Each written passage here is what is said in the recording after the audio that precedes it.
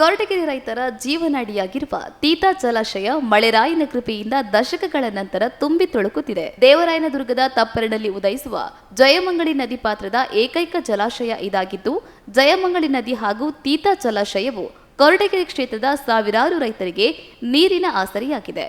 ಕೊರಟಗೆರೆ ತಾಲೂಕು ಕೋಳಲ ಹೋಬಳಿಯ ಗೊರವನಹಳ್ಳಿ ಮಹಾಲಕ್ಷ್ಮಿ ಪುಣ್ಯಕ್ಷೇತ್ರದ ಸಮೀಪ ಇರುವಂತಹ ಈ ಜಲಾಶಯ ಮಲೆನಾಡಿನ ಸೊಬಗನ್ನ ನಾಚಿಸುವಂತಿದೆ. ತೀತಾ ಜಲಾಶಯದ ನೀರಿನ ಮಟ್ಟ 764 ಮೀಟರ್ ಇದೆ.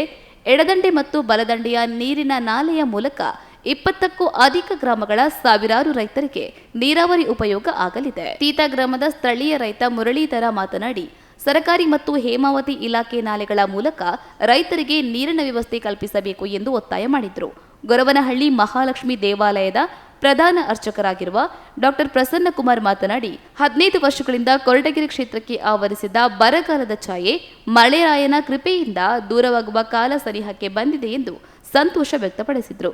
ಜಲಾಶಯ ತುಂಬಿದ ಸಂತೋಷಕ್ಕೆ ಸ್ಥಳೀಯ ರೈತಾಪಿ ವರ್ಗ ಪಟಾಕಿ ಸಿಡಿಸಿ ಸಿಹಿ ಹಂಚಿ ಸಂಭ್ರಮಿಸಿದ್ದಾರೆ. ತೀತಾ ಜಲಾಶಯವು ಕೋಡಿಬಿದ್ದ ನೀರು ಚಿಕ್ಕಾವಳಿಯ ಧರ್ಮಸಾಗರ ಕೆರೆಯು ಹರಿಯುತ್ತಿದ್ದು, ರೈತರ ಮುಖದಲ್ಲಿ ಸಡಗರ ಮನೆ ಮಾಡಿದೆ.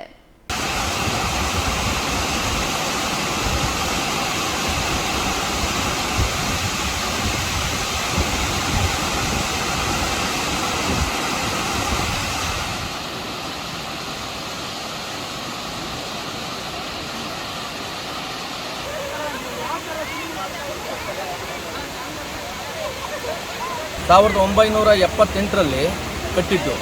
ಕೋದಂಡರಾಮ್ ರೆಡ್ಡಿ ಅನ್ನೋ ಒಬ್ಬ ಕಾಂಟ್ರಾಕ್ಟ್ರು, ಆಂಧ್ರದವರು. ಅದಾಗಿ 82-83ರಲ್ಲಿ ಒಂದ್ಸತಿ ತುಂಬಿತು. ಇದು ಎತ್ತರವಾಗಿದ್ದ ಕೋಡಿನ ಹೊಡೆದಾಕಿದ್ರು, ಪಕ್ಕದ ಹಳ್ಳಿಗಳೆಲ್ಲ ಮುಳುಗಡೆ ಆಗುತ್ತೆ ಅಂತ. ಸರ್ಕಾರ ಆವಾಗ ಆ ಜನಕ್ಕೆ ಮೇಲ್ಗಡೆ ಭಾಗನ ಕಟ್ಟಿಕೊಟ್ರು. ಅದಾದ ನಂತರ ಒಂದು 2-3 ಸತಿ ತುಂಬಿದೆ. 1991ರಲ್ಲಿ ಇದು ತುಂಬಿದ್ದು ಕಡೆ. ಇದುವರೆಗೂ ರೈತರು ಸೊರಗೋಗಿದ್ರು. ಈ ಕೆರೆ ತುಂಬಿರೋದ್ರಿಂದ ಸಾವಿರಾರು ಜನ ಭಕ್ತಾದಿಗಳು ಕೂಡ ಗೊರವನಹಳ್ಳಿಗೆ ಬರ್ತಾರೆ. ತುಂಬ ಚೆನ್ನಾಗಿದೆ. ಈ ಸಾವಿರಾರು ಎಕರೆ ಇದು ಜಯಮಂಗಳಿ ನದಿಗೆ ಹೋಗೋದು ಸೇರ್ಕೊಳ್ಳೋ ಅಂಥದ್ದು. ಇದು ತುಂಬ ಅನುಕೂಲ ಆಗುತ್ತೆ ರೈತರಿಗೆ. ಇದುವರೆಗೂ ರೈತರು ಸೊರಗೋಗ್ಬಿಟ್ಟಿದ್ದಾರೆ. ತೀತಾ ಡ್ಯಾಮ್ ಅಂತೇಳಿ ಒಂದು ಪ್ರಾಜೆಕ್ಟ್ ಮಾಡಿದ್ದಾರೆ. ಆ ಪ್ರಾಜೆಕ್ಟು 20 ವರ್ಷಗಳ ಕಾಲ ಆಗಿದ್ದು ತುಂಬಿ ಈಗ ತುಂಬಿದೆ. ಆ ನದಿ ಪ್ರಾಂತ್ಯದಲ್ಲಿರತಕ್ಕಂಥ ಪ್ರತಿಯೊಬ್ಬ ರೈತನಿಗೆ ಅನುಕೂಲಗಳನ್ನು ನೀರು ವ್ಯವಸ್ಥೆ ಮಾಡಿ ಗದ್ದೆ ಬೆಳೆಗಳನ್ನು ಮಾಡಿ ಇಟ್ಕೊಳ್ಳೋದಕ್ಕೆ ಅನುಕೂಲ ಮಾಡೋ ರೀತಿಯಲ್ಲಿ ಆ ಭಗವಂತನ ಅನುಗ್ರಹ ಆಗಿ ಇವತ್ತಿನ ದಿನ ಡ್ಯಾಮ್ ತುಂಬಿದೆ. ಎಲ್ಲ ಭಕ್ತರ ವೀಕ್ಷಣೆ ಕೂಡ ಮಾಡ್ತಾ ಇದ್ದಾರೆ.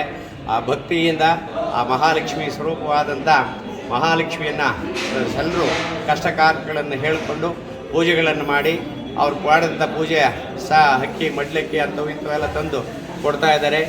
ಈ ದೇವಸ್ಥಾನದಲ್ಲಿ ಅವರು ತಂದಂಥ ಸಾಮಾನುಗಳೆಲ್ಲ ಪ್ರತಿಯೊಬ್ಬ ಭಕ್ತರಿಗೆ ಸದ್ವಿನಿಯೋಗ, ಅಂದರೆ ನಿತ್ಯ ಊಟದ ವ್ಯವಸ್ಥೆ ಇದೆ. ಈಗ ಸದ್ಯಕ್ಕೆ ತಾತ್ಕಾಲಿಕವಾಗಿ ನಿಂತಿದ್ದಾರೆ, ಈಗ ಶುರು ಮಾಡ್ತಾರೆ ಇಷ್ಟರಲ್ಲೇ. ಹಾಗೆ ವಿದ್ಯಾಭ್ಯಾಸ, ಮಕ್ಕಳಿಗೆಲ್ಲ ಫ್ರೀ ವಿದ್ಯಾಭ್ಯಾಸ ಕೊಡ್ತಾ ಇದ್ದಾರೆ. ಬಡ ಜನತೆಗೆ ಮಾಂಗಲ್ಯ ಉಚಿತವಾಗಿ ಕೊಟ್ಟು ಮದುವೆಗಳು ಮಾಡಿಸ್ತಾ ಇತ್ತು. ಆ ಕಾರ್ಯಕ್ರಮ ನಿಂತೋಗಿದೆ ಸದ್ಯದಲ್ಲಿ.